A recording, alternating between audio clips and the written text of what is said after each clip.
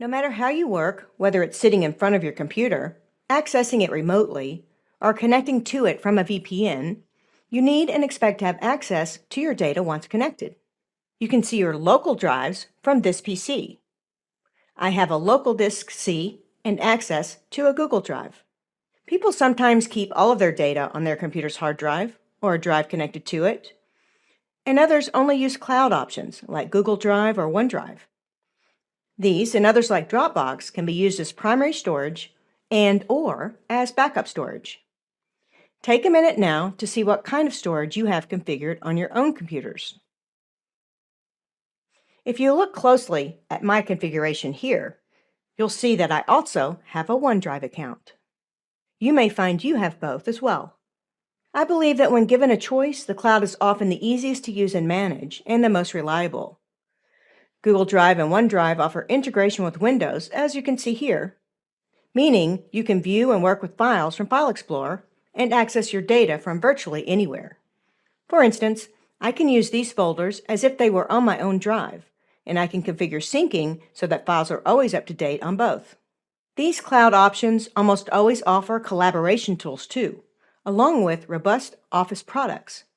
And, as you'd expect, there are settings for all of these storage areas. Many offer an icon on the taskbar. Let's have a look. Here's a little cloud, and it says it's OneDrive Personal. I'll click it.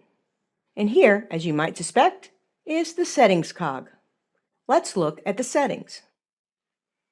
Here are the settings for syncing and backing up, My Account, and Notifications. Take a minute to see what you have set up and access the settings for those. Corporations and large organizations usually incorporate a much more elaborate data solution. Enterprises might host their own data storage servers or pay for another company to host for them. If you work for a corporation that doesn't use a cloud-based storage option, or if you remotely access a home or office PC because you need access to local resources like printers, you can opt for work folders. Let's have a look. I'll search for work folders, and you can too if you're following along. Here they are, in Control Panel. To use work folders, you have to work for an organization that supports it. You set up work folders from the Control Panel. I'll click here to show you what happens when you're ready. Notice it wants your work email address, or you can enter a work folder's URL instead. Your organization will give you that information. Before moving on, if you've seen an option here you like, take some time to download or install or create an account. This will enable you to explore the technology in greater depth. And keep in mind, it's always great to have a couple of backups of all of your work. There are so many cloud options to choose from. How do you know which one is right for you? If you have Windows 11, OneDrive might be the best choice. This is the OneDrive app available from the Microsoft Store. Because OneDrive is a Microsoft product, it integrates seamlessly with Windows 11. OneDrive lets you sync desired data to the cloud, which means that you can access the data from anywhere.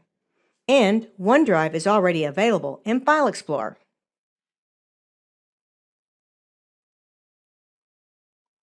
You can see OneDrive here. Additionally, there's no requirement that you log into OneDrive as an administrator. Standard accounts work fine. With OneDrive showing here in File Explorer, you can use it just like another folder. Let me show you. I'll open a new Word document on my local machine, and I'll click File, Save As.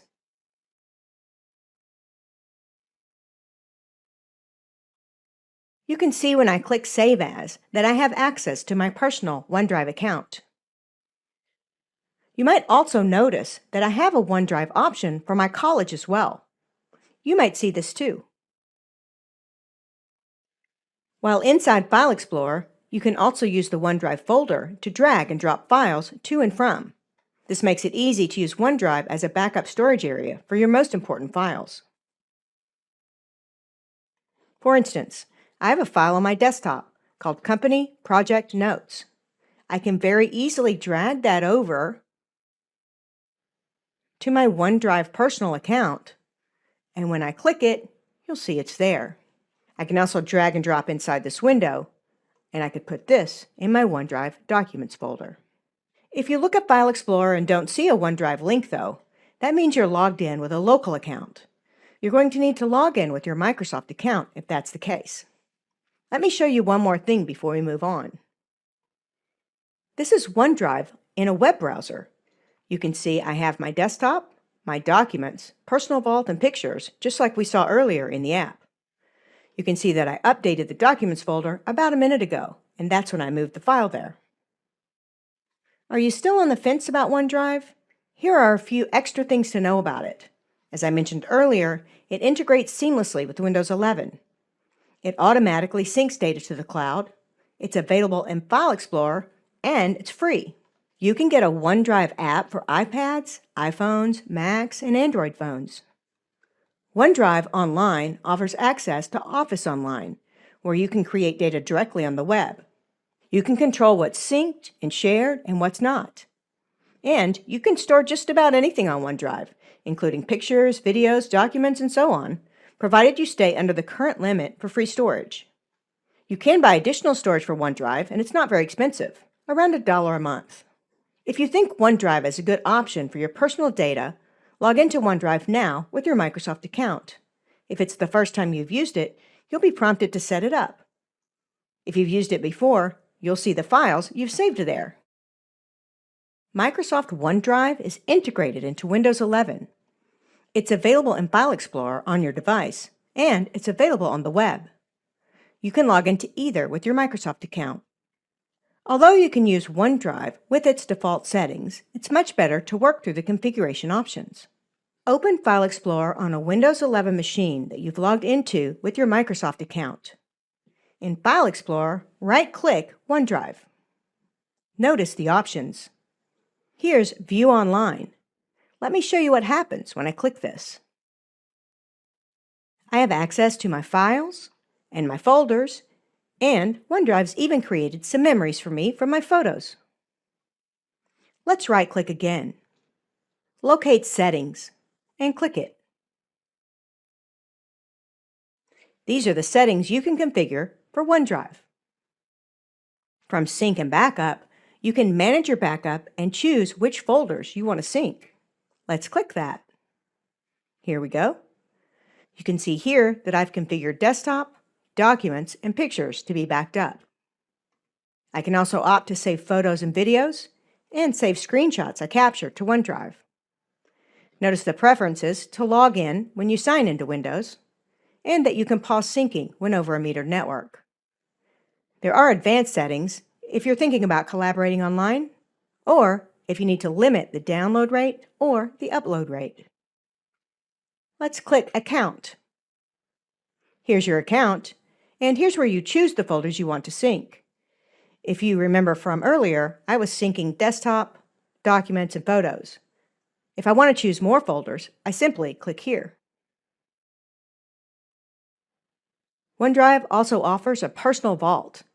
You can keep your most important documents here. The vault automatically locks when you're not actively using it. And here's the setting to decide how much idle time you should have. There are also various options to enable or disable notifications. And finally, this tells you about OneDrive. Let's go back to our OneDrive folder and right-click one last time. Here, you can manage your OneDrive backup if you've got it set up, and you can opt to always keep it on this device. You can give access to certain people and include it in a library, and you can access properties. Feel free to use OneDrive as a backup option. When you're finished, close all open windows and continue. If you're working remotely by connecting to an office PC or network server from a local personal device, it's imperative you're able to access the most up-to-date copy of your data. It's equally important that changes you make on the local device are synced with the original document. One way to make sure the syncing occurs if you aren't using OneDrive or Google Drive is to use the Sync Center, which is part of Windows 11. The purpose of the Sync Center is to do just that. Synchronize your files with a network server or share so that you always have the most updated copy. I have Sync Center open, but if you want to follow along, simply type it in a search window. and click it. If you don't see Sync Center, it's likely because you're running Windows Home or your computer is managed by your organization and they have another technology in place. You'll need Windows Pro for this, and you'll need administrative rights. Let's have a look at what's on the left side of the window. You'll see there are 5 options. You can view sync partnerships, view sync conflicts, view sync results, set up new sync partnerships, and manage offline files. Although it seems counterintuitive, the first thing you have to do is the last item on the list. From here, you enable offline files. By enabling this feature, you can configure your computer to have access to files you've stored on another drive, even if you're offline. You may be prompted to restart your computer after you click OK, and if that's the case, go ahead and do so. When you come back, click Manage Offline Files again, and you can see you'll have 2 options, Open Sync Center and View Your Offline Files. Let's click View Your Offline Files. This is what my folder looks like. Let's close this window for now. Back at the Offline Files dialog box, let's review the tabs. From the Disk Usage tab, you can see how much disk space is being used for storing offline files on the computer, and you can change those limits and delete temporary files. From the Encryption tab, you can opt to encrypt the data that's stored on the computer. You can see I've already done that. It'll help keep my data safe. And from the Network tab, you can configure how often to check for a slow connection. When you're working offline because you have a slow connection, you can temporarily switch to working online. You can read the information here if that's the case. Let's go back to the General tab. After you've created some offline files, you can click View Your Offline Files here to see the results. I'll go ahead and click OK. To set up offline files, you need to navigate to a folder that's on a network drive. You can do that from File Explorer. Here's File Explorer, and here's my network. I've created some folders on my laptop that I'd like to use offline with the Sync Center. Here are the files on my laptop. The first thing I need to do here is right-click a folder and click Always Available Offline. You can watch as the files are prepared. Once syncing completes, you'll see the folder in the Sync Center. Note that it could take some time for this to complete, so be patient. Before you move on, create a folder on your computer on your local network and see if you can create a sync partnership there. Once you've worked a little bit inside that folder from both computers, you might start to see entries in these other areas of Sync Center, specifically View Sync Conflicts and View Sync Results. Good luck! If you work for a company that allows you to access your work files and company resources while you're out of the office, that company likely has a fairly robust remote access infrastructure. This could include a VPN. You might have one from the taskbar. Here's mine. Companies also often use authentication servers, data servers, and so on. Companies sometimes still configure work folders as well. Let's open work folders and have a look. Here they are. Work folders make it possible for users to keep the data stored on the company's network synced properly with the files stored on their laptops and home computers. The user connects to those work folders from Windows 11 using the credentials given to them from their IT department. When I click Set Up Work Folders, you'll see that it asks for those company credentials. You'll need that to move forward. Once entered, you simply work through the prompts and accept the terms of use. After that, the folders configured for remote access will be available to you. You'll also have access to work folders in File Explorer, and you can work with this folder as you would with any folder on your hard drive. If and when you're offline while working with these files, work folders will sync them once you're reconnected. There are also work folder clients for iOS and Android. Here's the Work Folders app for iOS available in Apple's App Store. The setup is the same. You'll need credentials from your organization's IT department to get started. However you connect to work folders, though, you can be confident they'll always be working on the latest version of a file, and if you're offline while making changes, those edits will be synced on reconnection. If you're interested in work folders, ask your IT administrator if they use them and if you can explore the option. When you work remotely on data stored elsewhere, Either in the cloud, on a network server, or on your own personal computer, there's always a chance the connection will be interrupted. When this happens, the data can't sync in real time, and it might cause a sync conflict. A sync conflict can occur when two exact documents, each stored on different devices, don't match. If you're using Sync Center, you'll be able to see conflicts easily. Here's the option for conflicts. I'll double-click it, and you can see there's nothing there. If there were a problem listed, though, I could right-click it and choose a resolution. My options would be keeping the file on the local computer and syncing that to the remote drive, or keeping the file on the remote drive and syncing it with the local computer. The option to keep both files is also available. There are other apps that sync. You might be surprised how many you have on your computer. Look at the taskbar. You can see here that I'm using OneDrive, and I know I have that configured to sync. Here's Google Drive, and I know that syncs as well. Take a look and see what you have. And finally, here's Sync Center. I do have some errors. Let me show you.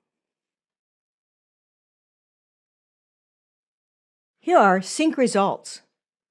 You can see I have a sync started, which I think I paused, and I've got a couple of errors here. If you see this, you can right-click and ignore it, or you can right-click and see the properties and more information about it. Almost all apps that allow for syncing will give you options when conflicts occur. They're the same as in Sync Center. You can keep one file, another file, or both. All of these applications work quite well when you have an always-on internet connection, though, and you might never see a conflict. The only conflicts I've ever seen is when I share a document so that others can work on it, and lots of people are working on it at the same time. In most cases, though, with both Sync Center and third-party cloud options, you'll almost certainly be prompted if there is a conflict, and those conflicts will rarely occur, if ever. No matter what app you use to sync your files, check there every so often to make sure there aren't any issues, just to be safe.